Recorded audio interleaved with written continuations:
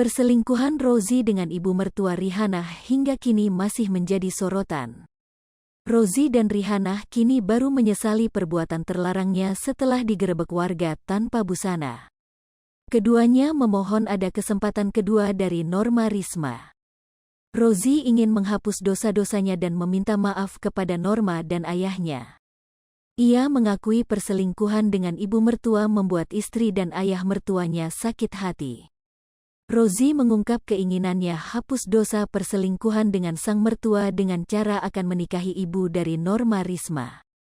Dilansir dari akun Facebook Rosie Zai Hakiki mengunggah sebuah pernyataan terkait perselingkuhannya dengan mertuanya selaku ibu dari Norma Risma, Senin, tanggal 2 Januari tahun 2023. Rosie berharap jika dirinya memiliki kesempatan kedua untuk memperbaiki hubungan dengan Norma Risma selaku mantan istrinya. Seandainya masih ada kesempatan kedua, aku berusaha menjadi suami yang baik untuk Norma Risma lah, tulis status Facebook diduga milik RZ. Apa saya harus menikahi mertua saya untuk menghapus semua dosa yang saya perbuat, tulisnya. Rosie juga sempat mempertanyakan cara bertaubat kepada Tuhan dari semua kesalahan yang ia lakukan. Ya, ini juga kesalahan terbesar dalam hidup saya. Apa Allah mau memaafkan semua kesalahan saya jika saya bertaubat, tukasnya.